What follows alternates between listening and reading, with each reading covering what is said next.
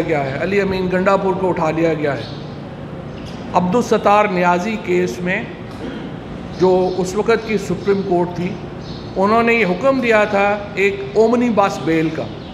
میں آپ سے درخواست کرتا ہوں تحریک انصاف کے خلاف جو تمام اس وقت ایک سیاسی بنیادوں پر مقدمے ہو رہے ہیں، اس کا ٹریک کیا جائے، اس کو ٹریک کریں کہ وہ کیسے ہو رہے ہیں۔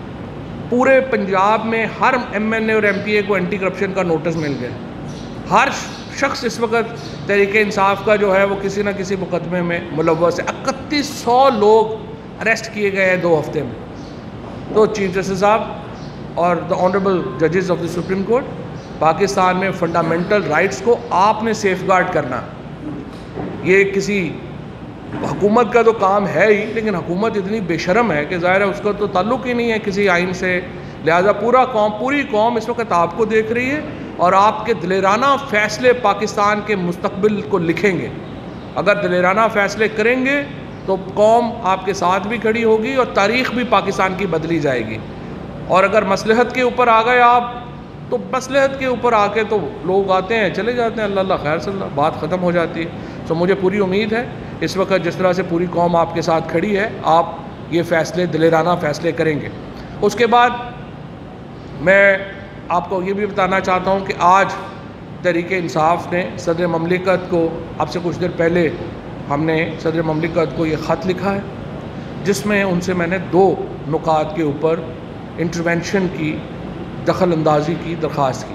پہلا یہ کہ الیکشن کمیشن آف پاکستان اور ان کی جو ایکسٹینشن ہے، یعنی care taker governments Khyber Pakhtunkhwa میں اور پنجاب میں، وہ اپنا جو بنیادی کام تھا یعنی الیکشن 90 دن میں کرانا، اس میں وہ ناکام ہو گئیں۔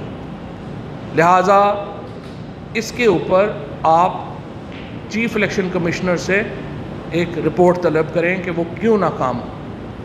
دوسرا نقطہ یہ کہ جو کیئر ٹیکر گورنمنٹس ہیں وہ 90 دن کے لیے اپوائنٹ کی جاتی ہیں۔ 22 جون کو جو 22 اپریل کو جو پنجاب کی کیئر ٹیکر گورنمنٹ ہے، اس کی مدت ختم ہو جائے گی، اور 23 تاریخ سے آئین خاموش ہے کہ پنجاب کے اوپر کون حکومت کرے گا۔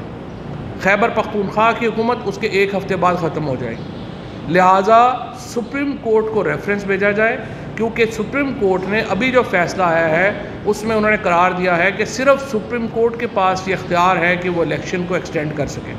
آٹومیٹک ایکسٹینشن الیکشنوں کی قائن میں نہیں ہے، اور آرٹیکل 187 کو سپریم کورٹ نے استعمال کیا ہے کہ جس کے تحت وہ جسٹس کے لیے فیصلے کر سکتے ہیں۔ اب جو معاملہ ہے کیئر ٹیکر گورنمنٹس کا، وہ بھی آٹومیٹک ایکسٹینشن نہیں ہو سکتی۔ سپریم کورٹ آف پاکستان ان لوگوں کو گھر بھیجے اور ایک ایڈمنسٹریٹرز مقرر کیے جائیں، جو کہ حاضر سروس جج بھی ہو سکتا ہے اور ریٹائرڈ جج بھی ہو سکتا ہے، جو 22 کے بعد پنجاب اور خیبر پختونخوا کے معاملات کو سنبھالیں اور صرف الیکشن کی طرف جو پروسیس ہے اس کو ریگولیٹ کریں۔ تو سپریم کورٹ کو ہم یہ کہہ رہے ہیں کو درخواست کریں گے، اگر صدر صاحب نے یہ لیٹر جو ہے اس کے اوپر ریفرنس بھیج دیتے ہیں تو بالکل صحیح ہے۔ دوسری صورت میں ہم سپریم کورٹ میں جا رہے ہیں اور ان سے ہم یہ کہہ رہے ہیں کہ 23 تاریخ کو پنجاب کو ایڈمنسٹریٹر کے حوالے کیا جائے اور یہ جو کیئر ٹیکر گورنمنٹ ہے اس کو گھر بھیج دیا جائے، کیونکہ یہ اس کے بعد انکانسٹیٹیوشنل ہو جائے گی۔ تو اب میں حماد اظہر صاحب سے درخواست کروں گا کہ باقی نکات کے اوپر